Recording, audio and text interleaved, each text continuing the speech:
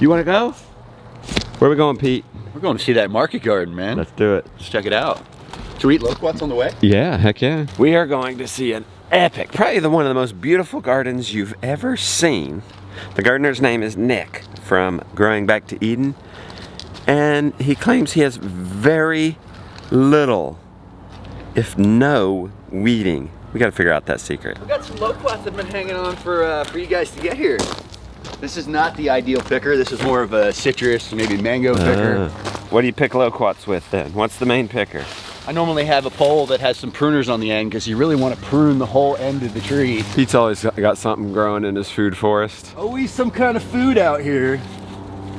How do you get the ones way up there? Well, that's where that ladder and that pruner comes in handy. Okay. Oh, shit, what the heck? Well, We pierced it. we pierced it. You want to try one? I think they have a peachy, citrusy flavor. A peachy. A little bit peachy, little citrus. They have a little subacid. Couple seeds. We have many different, flavors, Big old varieties. Seeds. Okay. He's not having it. Loquat? Nope. An idea I have for myself, Pete, inspired by you. These containers. Half tiny house, half walk-in, or Yeah. I should say 25% walk-in cooler, Yeah. 25% storage. Yeah, because what's cool about this, you could put the walk-in cooler outside, but then it's exposed. Not only did you protect it, you also have storage area. Got some storage area. And this is the market gardening storage. I see Nick's signs. We got Nick's signage over here. You saw it at the market. I think we just broke a breaker, so the lights are out right now. Oh, nice. Look at this. But this is all Is this a custom built? This is custom. We got the Cool bot? 39 degrees. Heck yeah. Pretty big one. Good size. Nick built this, you built this? We built this. I built Nice. this. He had the most beautiful display at the market. Nick has a really nice setup. Yeah. It is quite impressive. We try it with Uncle Pete. Not in the morning. Okay, okay. He let me grab him yesterday. He's not having it now. No, he's not. They told my friend Nick, you can't grow a garden in Florida coming from Washington State. It's too hot. It's too sandy. Whatever the reason was. Now he's got a decision to make. Does he just blatantly ignore the comments and just plow ahead? Or two, does he tuck his tail in and quit before he's even begun? This is the seed starting area. Once all the stuff gets started over by the barn, it comes out here. We haven't had a problem with just leaving them out in the open. In the summer when it's downpouring, it could cause a problem, so we might build some kind of like roof structure that the light can get through, but we don't really need a greenhouse for the start. Yeah, I was gonna say you don't need a greenhouse because you're warm. You don't need a shade house either? In the summer maybe, but we're not really growing a ton of vegetables, so. What do you grow in the summer? See. Like sweet potatoes, some peppers. I'll do a bunch of peppers in the syntropic system. Hey Willow. Say good morning, Willow. She's the perfect size for you, Henry. She says good morning. She says pet me. Well, Nick chose a different option. He heard it, but he applied his foundational concepts. He tried anyway. He might have scaled back a little bit, but he went at it anyway. It's just plastic pallets. I needed something to keep the seed trays on, and we just had a bunch of pallets from the nursery, and there was a pallet full of milk crates, so I just slapped this together and it works perfect. I love it. It's like perfect height for the start, so I can easily water everything. Yeah, and water goes right through. Yeah. And it's not like wood, it doesn't rot. The bugs would rather climb wood than plastic, so I don't have a pest problem. After all, it's a drastically different growing zone, but the core of his principles remain the same. He silage tarped the garden for 2 months. So you use silage tarp to initiate all this? To kill the grass, Yeah, okay. 2 months of silage tarp, and then I did do an initial till. Okay. Just because the grass here, can't remember the name of it, but it's got thick rhizomes, and just you couldn't dig in it. Then he put down the base, a partially broken down bunch of wood chips. He then topped the garden bed with a generous layer of compost. Considering this is a first year garden in the soil here, I don't know if we have any molehill somewhere where you can see, but we're growing in a beach, so this nice compost on top is not really what the soil looks like. And he stayed on top of the weeds like nobody's business. So why do you hate weeds so much? They're just a pain. They look ugly. They steal nutrients from the soil, typically, depending on what the weed is. And They're just competition for the crops. Okay. I do see some weeds. What are you gonna do about those weeds? Just very I'll little. actually go grab a tool and I can show you real quick. Yeah, that'd be cool. Easier to demonstrate. Why are there so few weeds in here? Because I stay on top of it. Okay. Like maybe once a month I go through and weed this. It's coming up on weeding day. Once a month? Yeah, it's been. That's staying on top of it? It's been about 4 to 5 weeks since I've weeded last. I thought weeding twice a week would be staying on top of it. In the beginning, yes. But Oh, once you okay. get your weed seed bank down, Really? you don't have a weed problem. Ideally, you get a couple inches of compost down or any organic matter to bury your weed seeds initially. And then as long as you don't have something tilling or scratching up those old seeds, you're not gonna have that much of a weed problem. Wow. So the Wow. first season, you're gonna spend most of your time, or most of your weeding time in the first season, and then after that, it's not gonna be that bad. Okay. It'll be whatever blows Cool. in on the surface. So here's the fancy tool that I like. It's made by Neversink Tools. Oh, yeah. This thing is amazing. It's literally one of the only long-handled tools I use in the garden. Most of the time, I'll either use this 5-inch wire weeder hoe or this collinear hoe.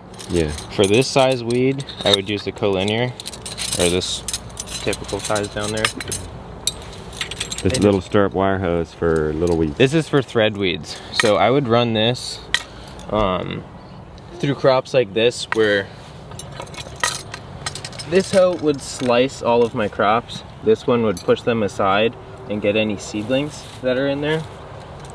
But I don't really have seedlings at this stage. You know, you have row crops. Why? For efficiency. Yeah. So well, it's also beautiful, you know that? Oh, yeah, yeah. I'm an artist, so my garden, I haven't been painting in the last few years, but my gardens have been my canvas. I don't have to bend over. I've got Lyme's disease too, so bending over a ton is gonna be a pain in the back. Look at that. But just slicing through the roots of the crop. Yeah. I can find a better one. Here we go. There's several right here. So I can stand straight up, good posture, and just Boom. slide, and it's gone. Ideally, do this in the heat of the day. Yeah. And then it'll take 10 minutes. Tell the people why you gotta do it in the heat of the day. If you do it now, or when it's early, the damp soil can allow the weed to get a couple little hair roots in, and that's all it takes for a weed to take over again. Yeah, it won't kill it, so it's gotta be. Yeah, because it's still wet there. Yeah. That thing will just start growing again in a different spot. Yep. So ideally when the sun's shining nice and strong, and in an hour I can do the whole garden. As I flip a bed or crop out a bed or whatever, I'm just constantly picking any weed seed I see. This is one of the most beautiful gardens I've seen. It's like straight out of Martha Stewart magazine. Thanks. Does this drive you crazy when you have The weeds? a little bit of a... Are you OCD? Extremely. I'm CDO technically, it's in alphabetical order. What's CDO? OCD in alphabetical order. Oh, okay. You're real bad. Technically. Okay. Actually, he only changed one thing. Going from Washington State to Florida, he flipped the script. He's flipped the schedule upside down and grew in Florida in the winter. And guess what? It worked. I've been keeping record of every seed that I've planted in the last 8 or 9 years now, and I literally just went from the same planting schedule that I would do in Washington in the summer, but here in the winter, because really a winter in Florida is like the summer in Washington, and it worked. So. But what would have happened if he would listen to everybody? Nothing. Nothing. Over here we have a curly leaf parsley. A lot from talking to a couple local Florida growers, the curly leaf apparently does better than the flat leaf, so, and I had a bunch of that seed, so I direct seeded all that months ago. Parsley takes forever. This bed was all Salanova that got cropped out. We're gonna have to get him happy. Oh. Okay, do you want me to carry you? You want me to carry you? You're gonna have to be happy. Okay, let's go. I'll carry you, but you gotta be happy. All right. This bed was all Salanova, cropped that out 2 days ago after the market. This is arugula, direct seeded just after the big freeze, which was on Christmas Eve. Mizuna, direct seeded same day. That was just harvested for market 2 days ago. So how do you then get rid of all that? That's actually going to regrow. So I'll get 2 to 3 cuttings of the Mizuna before I have to crop out the whole bed. And when I crop it out, I'll literally just take this and slice the crops off and rake them up. But yeah, right, Pete's gonna take you home. 2 crops before this bed was kohlrabi. Oh, is that what that is? Apparently, I did 3 rows of kohlrabi, and these are in the 3 rows that used to be there. Yeah. So they must have been seed that never germinated in the cell when they got transplanted, and they just now decided to come up. But and as the artist, you're gonna let that go. Have a little wild in there. I might. I haven't pulled them yet, so we'll see. We'll see what happens. Beautiful lettuce. Yeah, it's all Salanova. That's what I use for my salad mixes. People love that. Do you sell all this? Every bit of it? Every bit of it. Every bit of this will be sold? Yep. Yep. How many markets you in? 2 right now, but I'm approved for 3. I just haven't, like, early on this season, I haven't really had enough to make the 3 work, so 2 right now. All right. Yeah, a weekly Tuesday market and then a once a month Saturday market. So this is a direct seeded bed of radish. Radish. And then I went through about a week ago and transplanted Swiss chard, interplanted it. So by the time all the radish is out, the Swiss chard will be really filling up, and I don't have to wait in between. That's a good trick. Yeah, interplanting. That's what that's called? Interplanting? Yeah. Okay. This is all, what is that? White Russian kale. It's a really great kale, super juicy. This is a bed of spinach. Spinach. This all made it through the freeze. Spinach is pretty darn hardy. I had lacinato right down the center, lacinato kale, but even that got wiped out in the freeze. It was just, the freeze was pretty crazy. It was really warm all the way up until the freeze, and then it got to 23 degrees 2 nights in a row for 6 hours a night, and the crops weren't hardened off for those temperatures, so everything just pretty much died. I lost a good 80% of the garden, and this is all regrown since first week of January. All these greens are pretty much winter greens, or I guess fall greens for the north. So they grow great all winter long. It's a little slower from like November and December, and then January is fairly slow, but it does start picking up pretty quick. Okay. Radishes. You've grown a lot of radishes. Well, I've had some problems with direct seeding for some reason. I don't know what the deal is with the radishes. They're just not coming up as thick as I'd like. But so yeah, 2 beds of radishes really equals 1 bed of what it should be. But they're also planted, like that one's 2 weeks later than this one. I've already harvested most of this out. I also have a biological compost tea recipe that I make, and I've been doing that for the last, I don't know, 6 or 7 years, working on the recipe, and that boosts the biology, the fungi, the microbes, everybody in the soil, and that makes your crops, 1, healthier, and 2, they grow quicker. So when crops grow quicker, they're not as tough, they're not as bitter, they're in a happy environment, so they thrive and they taste better. So I think that helps a lot. Living in Florida and other places with sand, what's the organic number 1 key? Organic matter. So if you can get, whether it's wood chips or compost, any kind of organic matter down, you'll be good. Okay. Yep. Good to know. Just putting the cover back on the soil. Good to know. More lettuce? This is actually Napa cabbages. Oh, it is? Yeah, so they're still pretty young. They'll fill out in probably like another, I don't know, month and a half, we'll be ready to harvest. What's the cash cow out here? What's the big money maker? Definitely the salad mix. Yeah, everybody loves the salad pound for mix. pound? Effort and ease of sell, it's a salad mix. It grows back, I'll get 2 or 3 cuttings out of it. You don't have a lot of competition in the salad mix? Not really. When people taste it, they know which one they want. Okay. I've got so many customers coming back, and they go crazy for it. They love it. Nice.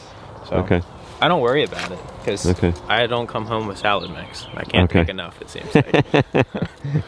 So I really like bunching onion with any kind of head lettuce. You can see further down the row how they grow. 3 rows of lettuce will easily give enough space to have 2 rows of bunching onion. And then I'll crop out the lettuce. There's been, I don't even know, I think 3 plantings of lettuce in here. Bunching onion grows really slow this time of year, so I can fit multiple plantings of lettuce in between these rows. And then when I harvest the bunching onion, I just cut them to the ground and let them regrow. I haven't had a problem with customers not wanting that little 1/4 of an inch stump on the bottom with the root still attached, with the dirt that's a pain in the butt to get out of. I really like this method because instead of getting 1 harvest of bunching onion, I get 2, possibly 3. So that's pretty nice. Even in Florida, where are we near? We're near Tampa. Yeah. You're gonna have a low tunnel. That freeze on Christmas Eve, like I said, took out about 80% of the crops, and I didn't have the row cover. That possibly could have helped, but honestly, I'm not too sure how much it would have done. Is this Agribon? Yeah, it's the really thick That's stuff. the thick stuff. Not my little thin Agribon stuff. No, that stuff's heavy. It's a pain in the butt. So you would go for the only reason I had the hoops up was because that stuff's so heavy it would have crushed the lettuce. Okay. Like, it's heavy. You like the heavy bags too? Look at you. I do. Is that the key? Not to get the little bags? Yeah, I mean, yeah, I normally use the sandbags for weighing down the silage tarps when I have to install a new plot. So if a little bit of wind gets under a silage tarp, you can go flying away. Can you stand growing carrots? Can I stand growing carrots? I love growing carrots. You love growing carrots? Yes, you love a challenge. They're really not a challenge. Once you get them seeded, what's the secret? I mean, it's Florida. They like sandy soil. Oh. So they just take off. How do you seed them? I use a Jang seeder. Okay. Yeah. So I can fit, well, typically I do 5 rows in a bed, depending on the variety, but I am experimenting. I think I've got 12 or 13 rows in a bed over at the other end of the garden, but we'll see that. You plant them a little wider apart. This had terrible germination. I was using old seed for this bed. Okay. So the seed was... I thought that might be the secret to weeding, not having to weed it, or not being hard to weed. Farther apart? Yeah. No. No, so normally they would be closer. Normally they would be much closer, at least an inch apart. Oh, okay. You'd have twice as many carrots in here? Probably 3 times. What? Yeah, because that's only 2 carrots. And then we had no space for weeds to come up, no sun. Once the carrot canopy kind of closes over, the weeds don't have enough light to germinate. So by planting your crops fairly close, they'll outcompete the weeds. You won't have a weed problem. Bok choy. People starting to eat the bok choy around here? Yeah, people really like, that's actually pak choy. What is it called? Pak choy. It's like a smaller bok choy. Bok choy can get massive. Pak choy normally is tiny. Neat. So yeah, people love that. There's only 2 rows of that pak choy, and then this is actually tatsoi, which is another Asian green, more of a bitter green. You eat it? I do, yeah. Admit it. What out here do you not like to eat? I hate radishes. Yes, okay, you missed it. I hate radishes. That's proof plants are trying to kill us, right? Yeah, I would say radishes are trying to kill us. Everybody loves them though. Everybody's like, oh, you have the most beautiful radishes. Yeah, I know. I don't eat them. Go ahead. I'll take your word for it. They're all yours. Okay.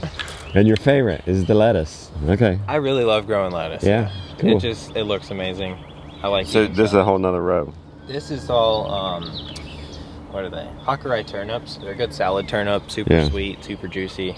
They take a while to grow, at least in this garden. Once the soil's a little more established, like next year they might be better, but right now they take a little bit. Got another bed of Salanova, again with at least 1 row of bunching onion. Actually, this is another variety. This is a Pompel onion. It's a specialty onion that gets about the size of a golf ball. It's really good, super sweet. We'll see how it does here. I used to grow them in Washington. People loved them. How big is this ground? This plot is 6,500 square feet. 6,500 square feet. How much can one person handle like you? How much could you do? I could probably do 3 or 4 times this. And it still be just as nice and pretty. Yeah. And one person doing, you said 4 times this, 24,000 square feet of garden, that could make you a living? I would say so. With a hand, I could probably do twice the amount. Okay. Yeah. And then 2 livings. I'm limited to what I can do just because my body holds me back. But like, if it wasn't for the Lyme disease, I'm pretty sure I could do, I don't know, double what I just said. Okay. This is collard greens. Ooh, yeah. Newport Richie does a collard green. What are you saying ooh yeah for? You're a carnivore. What's southern? I can still appreciate the southern. You can appreciate it, that's good. I can still appreciate my past. That's true. Yeah, we gotta come from somewhere. The collard greens, they did pretty good through the freeze. Last week was the first week since the freeze that I was actually able to get a harvest out of them. The plants didn't die. Some of them did, but most of them didn't. But they got pretty thrashed. But they're still doing good. And did you sell collards in Washington State?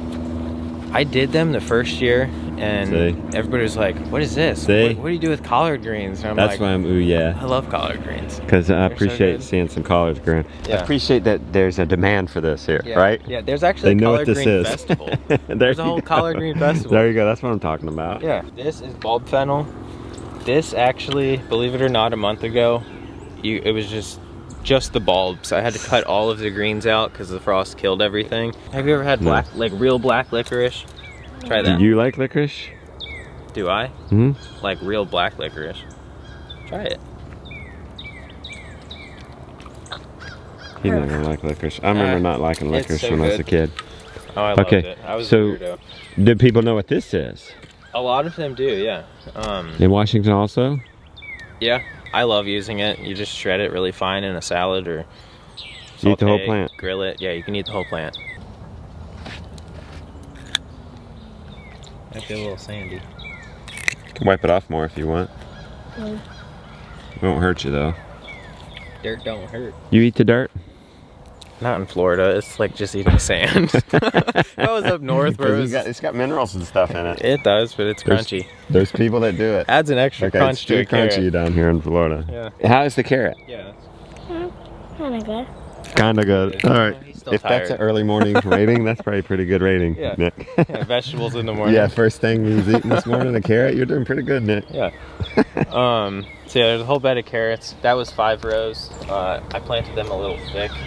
That was actually one of the first beds that I started with the jang here.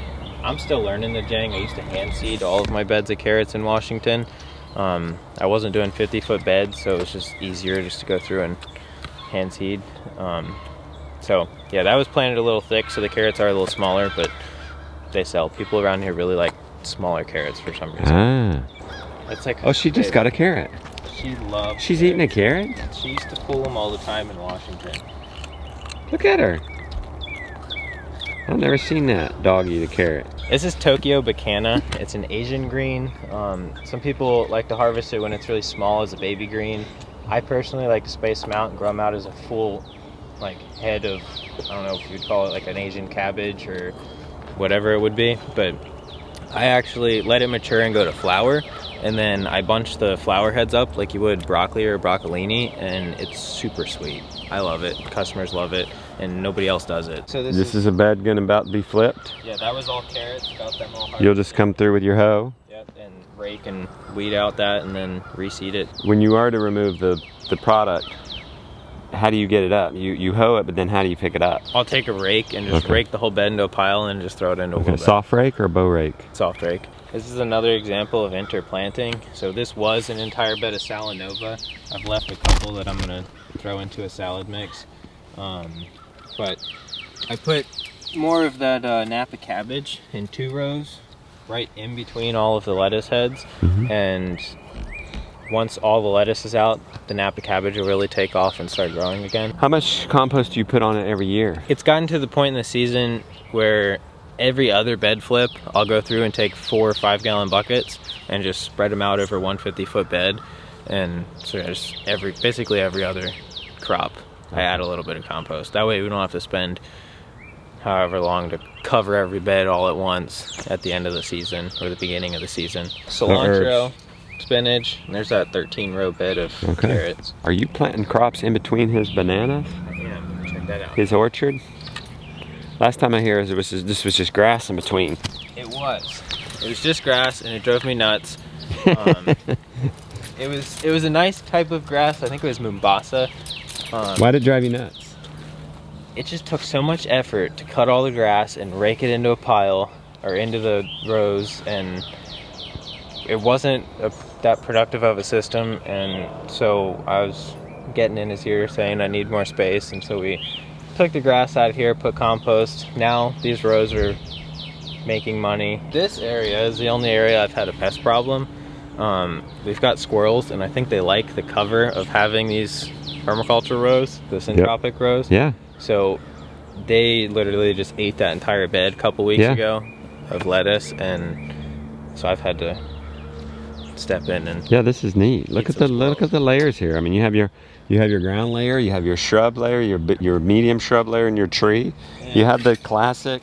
You could take a picture and have a classic. Yeah, we planted those grasses so we can cut them and grow our own mulch in the beds. We don't have to keep putting wood chips down. So we'll see how that goes. Oh, really? Yeah. Instead of having the grass in the alley or whatever, now they're in a row, and I can come through and just take a little sickle saw and. Oh, really? Cut. Oh, this is just for mulch. Yeah.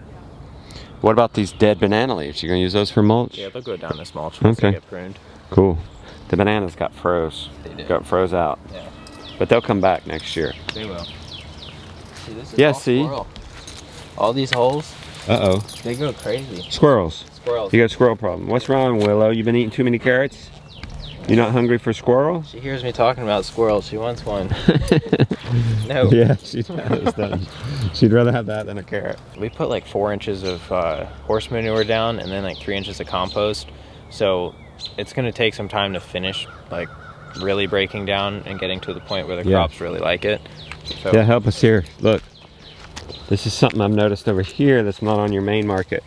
You're actually getting some mushrooms growing, so does that have something to do with it too? That happens a lot in wood chip gardening. It does, and this is actually a really amazing variety of mushroom. Okay. In Florida, you battle root knot nematodes. Okay. And my compost tea has ingredients that boost fungal life in the soil, and that is a nematophagus fungi. So all along its mycelium, there's these little rings, and they put out like a pheromone that mimics a plant's root.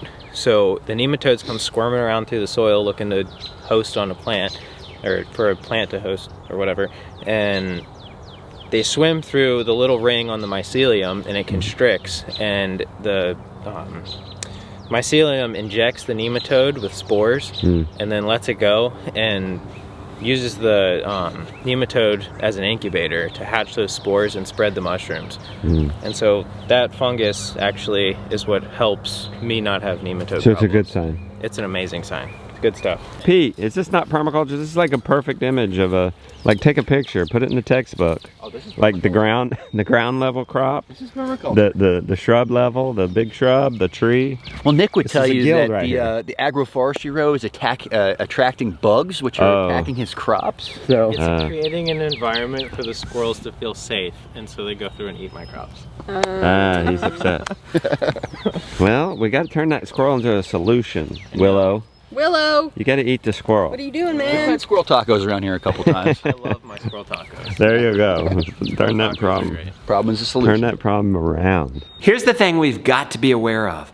Many folks around us, especially if we're succeeding and driving and pushing it, are going to hold us back for 2 reasons. Well, one, they might be naturally trying to help us, to try to save us from some harm or shame or failure. But more than likely, they're hiding behind their own excuses.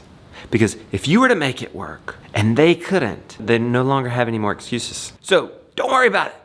Just do it. Thanks, Nick. Where are folks gonna follow you at? Growing Back to Eden on YouTube, Instagram, Facebook, all the jazz. Okay. Yeah. Sweet. Yep. Good looking garden, buddy. Good job. Thanks.